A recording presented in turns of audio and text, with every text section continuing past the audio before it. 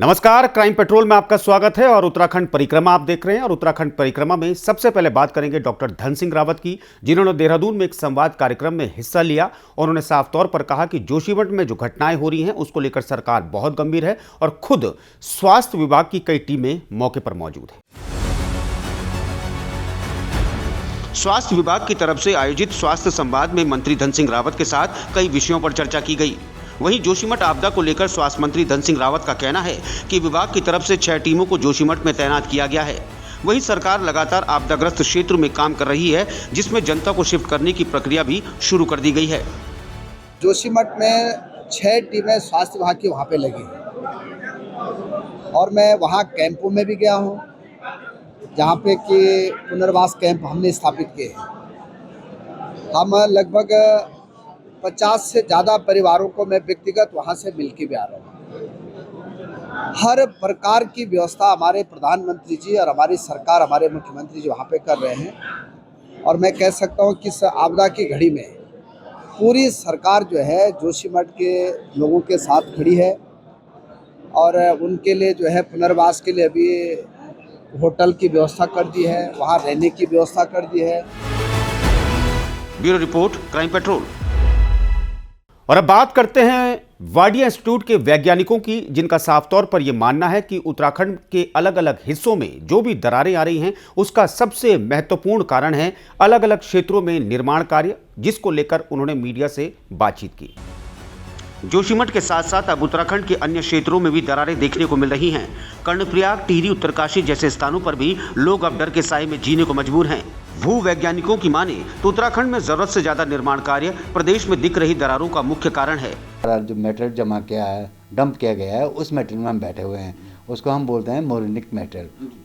Old मोरनिक material में वो बैठे हुए हैं, जो चाहे जोशीमठ है। तो जोशीमठ क्या है कि एक बहुत बड़ा एरिया है, यहाँ पर स्लोप भी थोड़ा ज़्यादा है। तो जो क्या है कि जोशीमठ डेवलप बहुत फास्ट हुआ है। और ये जो क्रैक की बात करते हैं या लैंडस्लाइड की बात करते हैं, ये आज की प्रोसेस नहीं है, पहले भी कई बार हो चुके हैं। उत्तराखंड के ज्यादातर पहाड़ी क्षेत्रों में ठोस चट्टानों के ऊपर न होकर मिट्टी के ऊपर बसे हैं और जब अधिक निर्माण इन इलाकों में किया जाता है तो जमीन धंसने लगती है, जो कि मुख्य कारण बनता है इस प्रकार की दरारों का। इतना बड़ा इंफ्रास्ट्रक्चर आप बना रहे हैं और उसको कैरिंग कैपेसिटी चाहिए ना, नीचे के आपका फाउंडेशन कितना नीचे है, वहाँ के नीचे क्या है वो आपको पता नहीं है। ड्रेनेज सिस्टम का वहाँ पर बहुत वो था, हर जगह है ये वो, ठीक है। तो जोशीमठ के ऊपर डायरेक्ट जो है, जो आपका ओली और गोरसों वाला एरिया है, वो वहाँ पे अच्छी खासी स्नो गिरती है, स्नो जमा रहती है, तो उसका पानी भी प्रेसिपिटेट के नीचे ही आता है और जो उन धाराओं से निकल करके जिसको लोग पानी जो है घरों में भी यूज़ करते थे। अब क्या हो गया है कि बहुत सारी एक्टिविटी होने से लैंडस्लाइड कभी मतलब धीरे धीरे लैंडस्लाइड भी बहुत जनरेट हो गए हैं। कहीं लैंडस्लाइड हो गया, कहीं कुछ धसाव हो रहा है, कहीं जो है क्रैक डेवलप हो रहे हैं। ये सब इस कारण हो रहे हैं क्योंकि आपका नीचे की फाउंडेशन कमजोर है। Bureau report, crime petrol. और अब बात अल्मोड़ा के पठाल बाजार की, जो कभी अपनी अलग पहचान के लिए जाना जाता था, लेकिन पठालों को हटाकर वहां पर कोटा स्टोन लगा दिया गया, जिसके चलते ये बाजार अपनी पहचान खो चुका था। लेकिन मुख्यमंत्री पुष्कर सिंह धामी की तारीफ करनी होगी, जिन्होंने इस बाजार को पहचान दिलाने के लिए एक बार फिर से इस पूरे निर्माण कार्य के लिए नई डीपीआर तैयार करवाई है। ऐतिहासिक सांस्कृतिक नगरी कहे जाने वाले अल्मोड़ा शहर में कभी पठाल बाजार देखने को मिलता था। बाजार में बिजी पठालें पर्यटकों के लिए आकर्षण का केंद्र बिंदु हुआ करती थी, लेकिन समय के आगोश में इन पठालों को हटाकर इस बाजार में कोटा स्टोन बिछा दिया गया। लेकिन इस विरासत को बचाने और अल्मोड़ा की इस ऐतिहासिक बाजार को दोबारा उसकी पहचान देने के लिए मुख्यमंत्री धामी ने पहल की। सीएम की इस पहल के बाद बाजार को दोबारा उसी स्वरूप में लाने की कवायद जिला प्रशासन ने तेज कर दी और 39 करोड़ की कार्य योजना की डीपीआर शासन को भेजी गई। शासन स्तर से बजट की स्वीकृति मिलने के बाद अल्मोड़ा बाजार फिर से अपने अस्तित्व में लौट आएगा, जिससे पर्यटन व्यवसाय को भी बल मिलेगा। इस मामले में पालिका अध्यक्ष ने सरकार की इस पहल का स्वागत करते हुए कहा कि अल्मोड़ा का पठाल बाजार इस शहर की विरासत है, लेकिन मानकों के अनुरूप इसका जीर्णोद्धार होना चाहिए। देखिए, जब अल्मोड़ा का नाम आता है तो पठाल उसके साथ स्वयं ही आ जाते हैं और फिर से अल्मोड़ा में पठाल लगाई जाने की बात चल रही है। शासन इस शहर को नैसर्गिक रूप देने में के लिए उसकी इच्छा है कि यहाँ इसे प्राकृतिक स्वरूप बनाया जाए, इसका हेरिटेज बनाया जाए। तो उसी क्रम में यहाँ की बाज़ार का जो एक प्रस्ताव बना करके शासन के विचाराधीन है और पटाल का लगाया जाना नितांत आवश्यक है। ये हमारी हेरिटेज का एक अंग है। दूर दूर से लोग अल्मोड़ा की पटाल बाज़ार देखने के लिए आते हैं। Himanshu Latwal, crime petrol, Almora. और अब बात लक्सर के रायसी की, जहां पर एक युवक और युवती ने शादी की, लेकिन शादी के तुरंत बाद वो कोतवाली जहां पहुंचे सुरक्षा की गुहार लगाने के लिए। क्यों उन्होंने सुरक्षा की गुहार लगाई, इस रिपोर्ट को देखिए।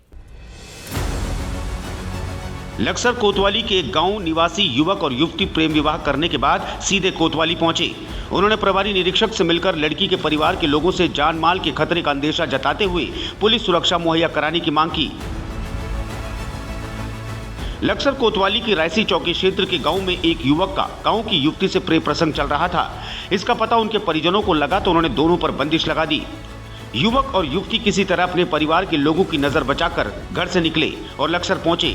लक्सर पहुंचकर दोनों ने पहले तो एक मंदिर में प्रेम विवाह किया और फिर सीधे लक्सर कोतवाली पहुंचे। उन्होंने प्रभारी निरीक्षक से मिलकर बताया कि वो दोनों बालिग है और अपनी इच्छा से एक दूसरे के साथ शादी की है। उन्होंने कहा कि उनके परिवार के लोग इससे सहमत नहीं, लिहाजा वे दोनों को जान या माल का नुकसान पहुंचा सकते हैं। उन्होंने कोतवाल से पुलिस सुरक्षा मुहैया कराए जाने की मांग की। कोतवाल ने बताया कि युवक युवती शादी करके सुरक्षा के लिए पुलिस के पास आए। दोनों से पूछताछ हो रही है। गांव से भी उनके बारे में जानकारी जुटाई जा रही है और उन्हें आवश्यक सुरक्षा दी जाएगी। पुलिस से शिकायत है कि हमें बस जीण दो, बस उन पता पीछा छुटवा दो माना मेरे घर वालों को, तो हम दोनों ही रहना चाहो और किसी तरह। ये हम सर दोनों साथ रहना चाहते हैं। हम लोग दोनों ने शादी की थी और गाँव वाले इसके माँ बाप हमारा पीछे कर रहे हैं, मारने की धमकी दे रहे हैं। Bureau report, crime petrol. और अब बात प्रवीण तोगड़िया की, जो हरिद्वार दौरे पर थे। हरिद्वार दौरे के दौरान उन्होंने साफ तौर पर कहा कि अभी देश में कई ऐसे संगठन हैं जिन संगठनों से हिंदुओं को खतरा है और उन संगठनों पर प्रतिबंध लगाया जाना चाहिए। क्या कुछ उन्होंने कहा, इस रिपोर्ट को समझिए। फायर ब्रांड हिंदूवादी नेता प्रवीण तोगड़िया बीते दिन हरिद्वार दौरे पर रहे। उन्होंने भारत में हिंदुओं को असुरक्षित बताते हुए कई इस्लामिक संगठनों पर प्रतिबंध लगाने के साथ उनके मस्जिद और मदरसों को बंद करने की मांग की। तोगड़िया ने कार्यकर्ता सम्मेलन के दौरान कहा कि देश के कई हिस्सों में हिंदुओं की टारगेट किलिंग की जा रही है। सरकार को इसके लिए कठोर कदम उठाते हुए जनसंख्या नियंत्रण कानून और एंटी लव जिहाद कानून बनाने चाहिए। तोगड़िया ने कई नामी इस्लामिक संगठनों पर प्रतिबंध लगाने के साथ उनके मस्जिद और मदरसों को बंद करने की मांग भी की।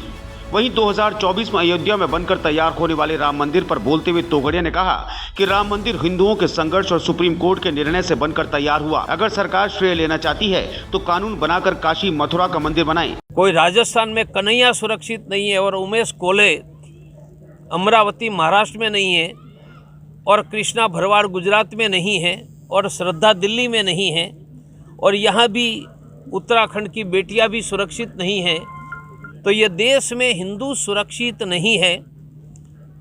केंद्र और राज्य सरकार को कड़े कदम उठाना चाहिए। जिहादी आतंकवादियों के विरुद्ध इजराइल की भांति युद्ध करना चाहिए। एंटी लव जिहाद कानून बनाना चाहिए और जनसंख्या नियंत्रण का कानून बनाना चाहिए। देश में जमायते इस्लाम, दारुल उलूम देवबंद, तबलीग जमात, अहले हदीस, दावते इस्लाम, मैं नाम साथ बोल रहा हूँ।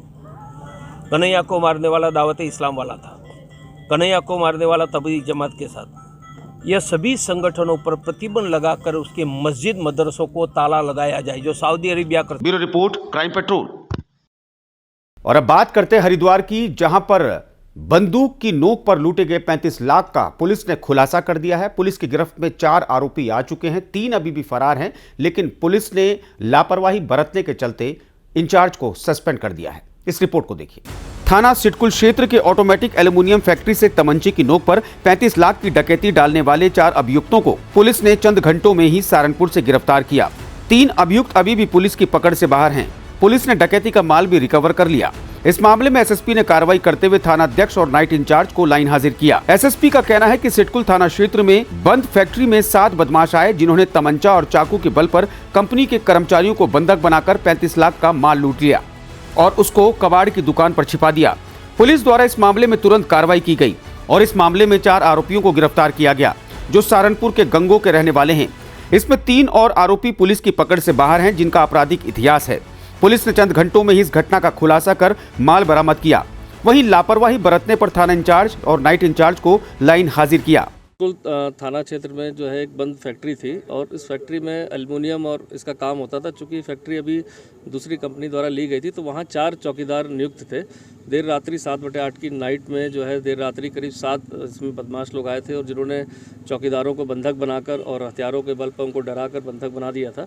और साथ ही साथ 4 घंटे तक कंटिन्यूस जितना भी माल था फैक्ट्री का करीब 35 लाख का जो माल था वो उसको रेडी पर ले जाकर उन्होंने अन्यत्र जगह कबाड़ की दुकान में छिपा दिया था।